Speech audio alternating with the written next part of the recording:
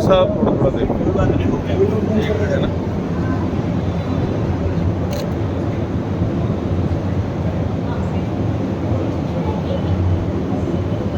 एक बार आप सब आ जाइए।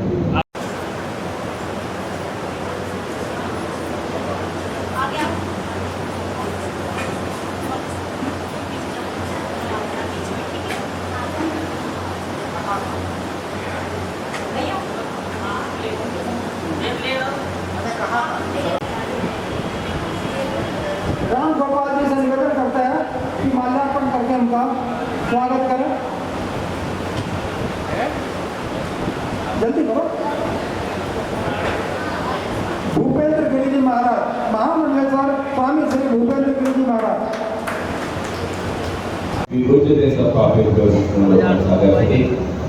आज इस पतित पावनी मां गंगा के स्वर्णमय तट पर पत्रकारिता दिवस के इस सुंदर सम्मेलन में, सुंदर कार्यक्रम में हमारे परम पूज्य महामंडलेश्वर डॉक्टर उमाकांतानंद सरस्वती जी, इस सभा के जो आज मुख्य अतिथि हैं डॉक्टर विशाल सर जी, और जिनका सुंदर उद्बोधन अभी सुना ऐसे हमारे प्रोफेसर महावीर प्रसाद जी, इस कार्यक्रम के संयोजक और समस्त हमारे देहरादून से बढ़ाए इस पत्रकार का जो एसोसिएशन है उसके परमाध्यक्ष, उसके कोषाध्यक्ष हमारे सोमन जी, और बहुत ही सुंदर मंच का जो संचालन कर रहे थे हमारे हर्ष जी।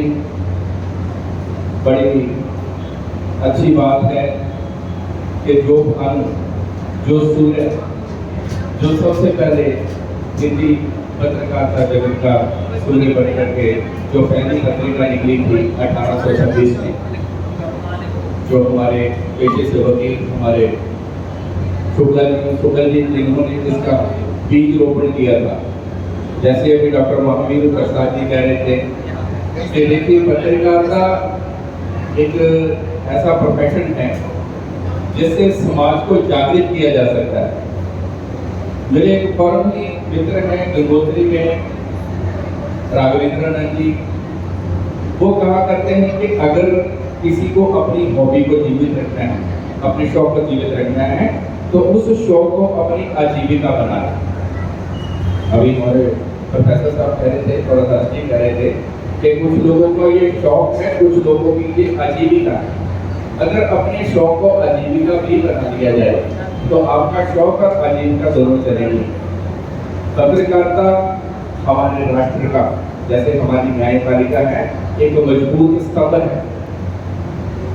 जैसे अभी हमारे डॉक्टर विशाल जी कह रहे थे कि बहुत सारी विडंबनाएं हैं कि इस एक मजदूर से भी कम मजदूरी मिलती है पत्रकार को, लेकिन उसका जो समर्पण है, जो उसका राष्ट्र के लिए कोई योगदान है, वो अविस्मरणीय है।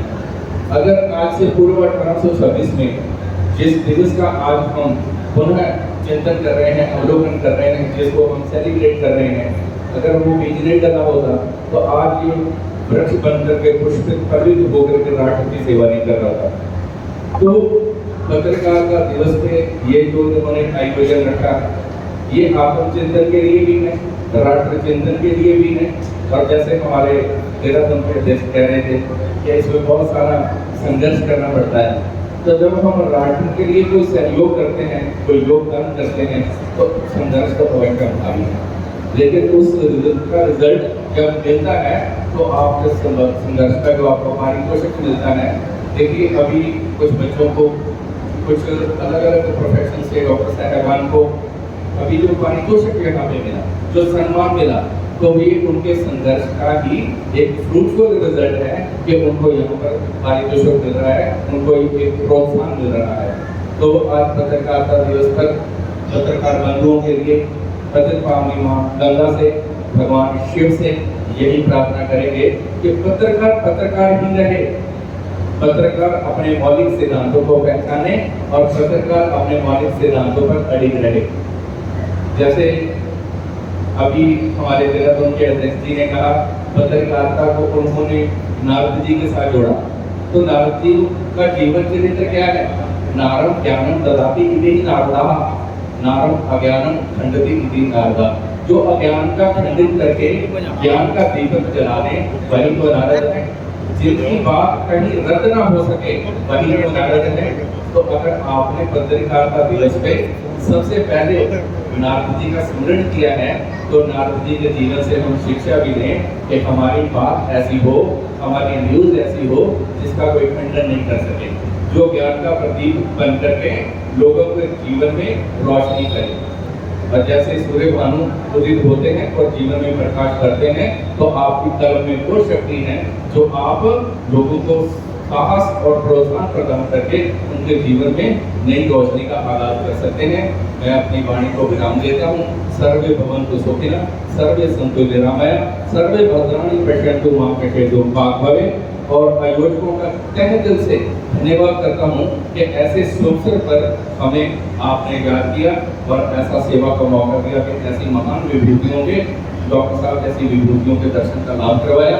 आपके उज्जवल भविष्य की मंगल कामना करते हुए वाणी को विराम। हरिओम तत्सत, हरिओम तत्सत, हरिओम तत्सत। कौन था?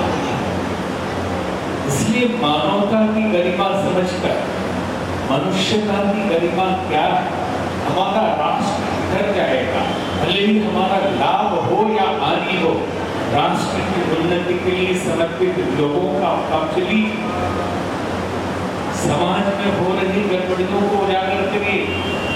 जितने हम मर्डर, करप्शन इसको उजागर करते हैं, थोड़ा सा जो रचनात्मक कार्य हो रहे हैं उसको भी उजागर करें।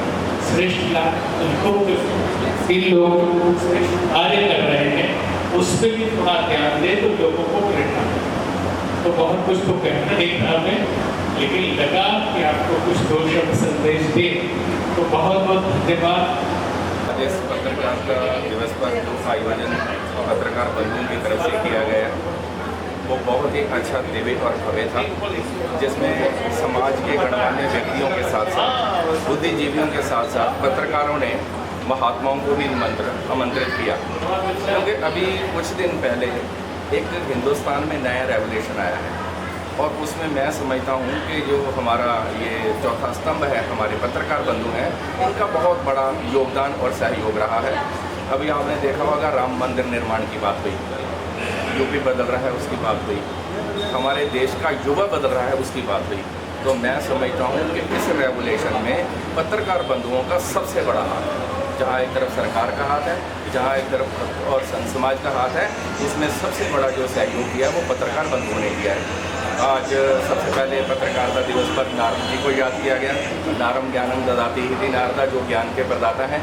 ऐसे ही 1926 में जब पत्रकारिता का बीज बोया गया, आज वो कल्प वृक्ष बनकर पुष्पित और पल्लवित होकर के सारे समाज को दिशा और दशा दे रहा है।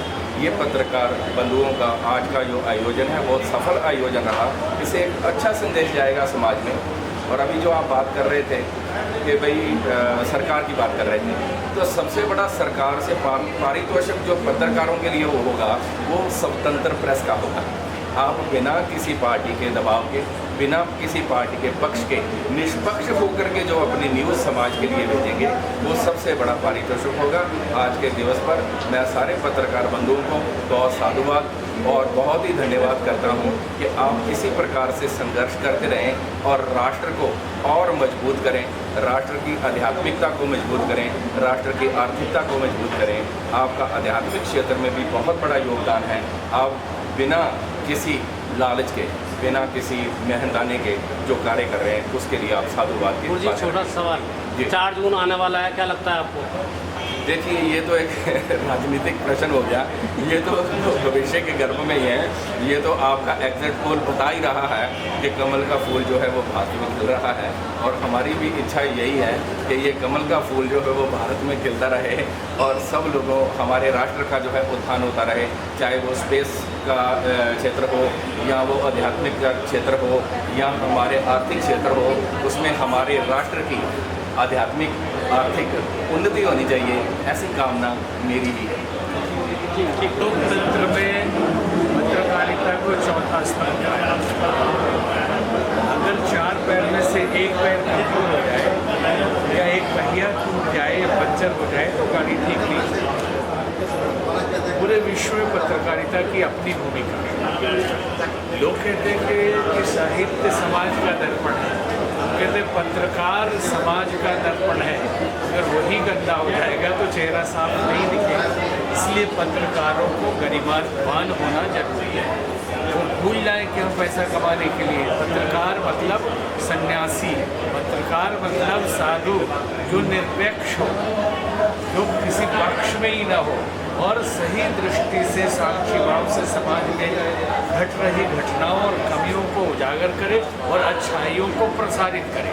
समस्या यह है कि केवल कमियों को उजागर किया जाता है, अच्छी चीज़ें कहीं घटना घटती है उसको छोटा सा मीडिया दबा दिया जाता है क्योंकि वहाँ से कोई इनकम नहीं होती। जरा पत्रकारिता के लोग अपनी गरिमा को समझें, राष्ट्र के लिए, मानवता के लिए क्या भला है, क्या अच्छा है, अपने व्यक्तिगत स्वार्थ साधते हुए भी कुछ कर्तव्य का जरूर निर्वहन करें। हम ये नहीं कहते कि आप साधु की तरह, आप पत्रकार भी साधु ही होता है, वो भी भ्रमण ही करता रहता है, उसका काम भी समाज को दिशा देना ही होता है। लेकिन सन्यासी की तरह पूरा तो नहीं हो सकते, कम से कम कुछ तो दृष्टि रखे, थोड़ा पारदर्शी हो और थोड़े से त्यागी भी हो।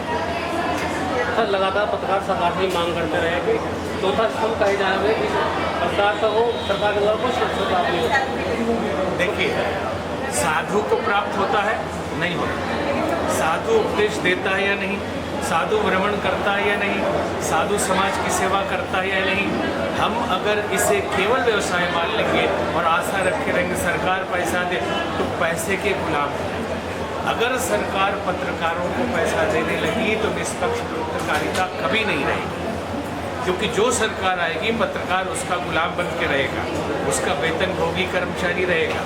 जब गुरुकुल चलते थे तो शिक्षकों और गुरुओं की गरिमा थी, जब से वेतन भोगी कर्मचारी शिक्षक हो गए, पढ़ाई खत्म हो गई ना, फिर कोचिंग में ही पढ़ाई होती है और सरकारी स्कूलों की स्थिति खराब होती चली गई। वही शिक्षक कोचिंग में पढ़ाते हैं, वही शिक्षक ट्यूशन में पढ़ाते हैं और उनके कोचिंग वालों के विद्यार्थी आए यूपीएससी कर रहे हैं, लेकिन सरकारी विद्यार्थी कहाँ चले जाएंगे? इसका मूल कारण है वेतन भोगी कर्मचारी। इसलिए पत्रकारिता को इस दीमक से बचाए रखें, स्वतंत्र रूप से अपने पुरुषार्थ सामर्थ्य से जो धन अर्जन हो ठीक है, लेकिन किसी भी सरकार के नीचे काम करने की जरूरत नहीं है। आज पत्रकारों द्वारा आयोजन किया गया, क्या कहेंगे इस पर? नहीं, बहुत अच्छा हुआ। पत्रकारों के संगठन को और मजबूत होना चाहिए और एक दूसरे का प्रोत्साहन होना चाहिए। जैसे अलग अलग जातियों के नाम पे संगठन बनते हैं, एक दूसरे का सहयोग करते हैं बेटी की शादी में इधर उधर, जैसे फिल्मी कलाकारों के संगठन है, वैसे ही पत्रकारों के संगठन को भी मजबूत होना चाहिए। जो कमज़ोर पत्रकार हैं उनका आर्थिक से लेकर सामाजिक सहयोग होना चाहिए, उनके पढ़ाई में भी सहयोग होना चाहिए, उनके बच्चों का भी सहयोग पत्रकारों के द्वारा होना चाहिए। और ये धन समाज के उचित लोगों से आप इकट्ठा करके उसमें लगा सकते हैं। ठीक है, चलो।